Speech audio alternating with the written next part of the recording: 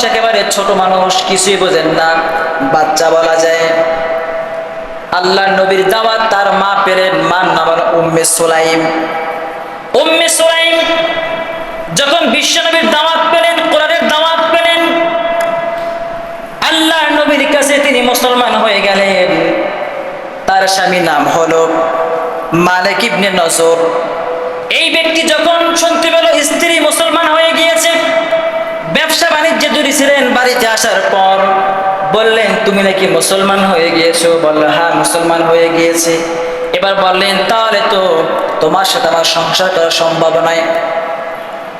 আমি মুহাম্মদকে ভালো জানি, তাকে আমি সম্মান করি, শ্রদ্ধা করি, তার কাজকে আমি ভালোবাসি, কিন্তু তাই বলে ধর্ম ধর্মান্বিত করবে এটা আমি পছন্দ করি না। আজকে থেকে তোমাকে বিতাড়িত করে দিলাম, তোমাকে তালাক দিয়ে দিলাম, আমি এই মক্কা নগরী থেকে বিদায় নিয়ে চলে গেলাম, তুমি তোমার মতো করে থাকো। স্বামী তালাক দিয়ে চলে গেলেন। এবার স্ত্রী চিন্তা করলেন, উম্মে সুলাইম ভাবলেন, আমি ছোট্ট বাচ্চাকে নিয়ে, আনাসকে নিয়ে কি করব, কোথায় যাব? প্রেশারের মধ্যে পড়ে গেলেন, চিন্তার মধ্যে পড়ে গেলেন। যখন সংবাদ পেলেন একজন ইয়াহুদি বেধর্মী, সংবাদের নাম হলো আবু তালহা। আবু তালহা এই ব্যক্তি ইহুদি হওয়ার পরেও যখন সংবাদ পেলেন যে তাকে তালাক দেওয়া হয়েছে, কোনোভাবে তার চেহারা দেখেছে, তাকে পছন্দ করেছে, একজন দ্বিতীয় পক্ষের মাধ্যমে প্রস্তাব দেওয়া হয়েছে তাকে বিবাহ করবে। যখন উম্মে সুলাইমের কাছে এই প্রস্তাব দেওয়া হলো বিবাহের, তিনি বললেন সম্ভব নয়, কারণ তুমি তো বেধর্মী, তোমাকে বিবাহ করা আমার পক্ষে সম্ভব নয়। তাকে নাকচ করে দিলেন, ফিরিয়ে দিলেন। কিছুদিন যাওয়ার পর চিন্তা করলেন, আমার তো একটা সন্তান রয়েছে, ভরণ পোষণের দরকার আছে। এবার উনি আগের প্রস্তাবকে খবর দিয়ে তাকে সম্বোধন করলেন, তাকে গ্রহণ করলেন, বিবাহ বন্ধনে আবদ্ধ হওয়ার চিন্তা করলেন। তাকে ডাকলেন, বললেন, তোমার সাথে বিবাহ বন্ধনে আবদ্ধ হতে পারি, কিন্তু দুইটা শর্ত আছে আমার। কয়টা শর্ত? দুইটা শর্ত আছে। এক নম্বর শর্ত হলো তোমাকে আগে মুসলমান হতে হবে, কালেমা পড়তে হবে। দুই নম্বরের শর্ত হলো কালেমা পড়লেই হবে না, কালেমা পড়ার পরে আমার হাবিবের কাছে তার কোরআনটা শিখে বাস্তব জীবনে আমল করতে হবে। এই ওয়াদা তুমি যদি দিতে পারো, তাহলে আমি ওয়াদা করলাম যে আমি মুসলমান তোমার সাথে বিবাহ বন্ধনে আবদ্ধ হয়ে যাব। সম্মানিত ভাইয়েরা আমার, উনি প্রস্তাব মেনে নিলেন, মানার পরে বিবাহ হয়ে গেলেন। কিছুদিন যাওয়ার পরে একটা সন্তান হলো, নাম হলো উমায়ের। এদিকে এর মধ্যে আনাসও বড় হয়ে গেল। আল্লাহ নবীর কাছে ওই সাহাবী এখন কোরআন শেখা শুরু করে দিলেন।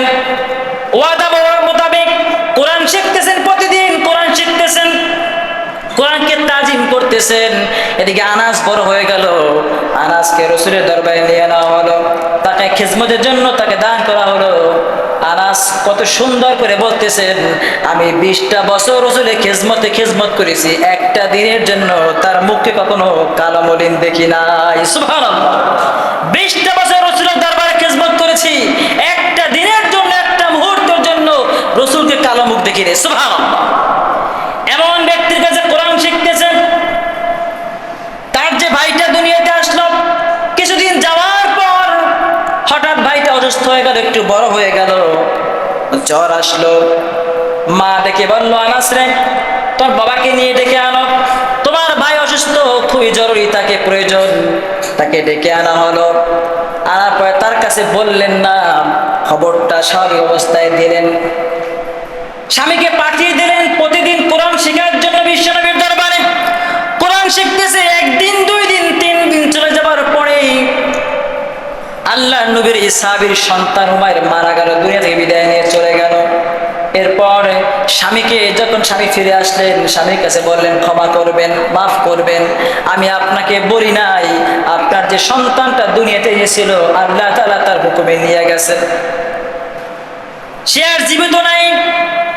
এবার আবু তালহা রাগ করলেন, চোখের পানি ছাড়লেন, বিশ্বনবীর দরবারে গেলেন, আল্লাহ নবীর দরবারে হাউমা করে কেঁদে দিলেন।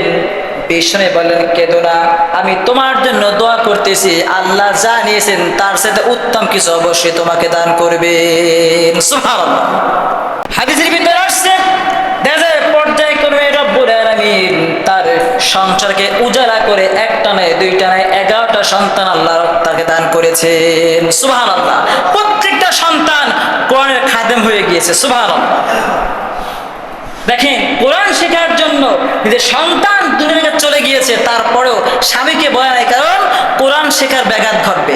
যে কোর্স, এই কোরআনের কোর্স শিখতে সমস্যা তৈরি হয়ে যাবে, এই জন্য স্বামীকে বলে নাই। নিজের কলিজা ছাড়া ধন চলে গেছে দুনিয়া থেকে, তারপরে স্বামীকে বলে নাই যে দুনিয়া থেকে বিদায় নিয়ে গেছে, পরে বলেছে।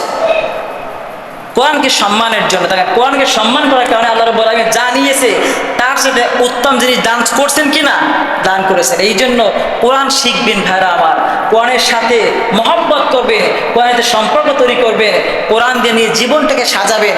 যেই জায়গায় কোরআন শেখানো হয় সেখানে সময় দিবেন, দেখবেন এই সময় দেওয়ার কারণে আল্লাহ রাব্বুল আলামিন আপনার সাংসারিক জীবন, আপনার ব্যক্তিগত জীবন, আপনার পারিবারিক জীবন আল্লাহ রাব্বুল আলামিন অনেক সম্মান দেখে নিয়ে নেবেন। ঠিক কিনা বলেন?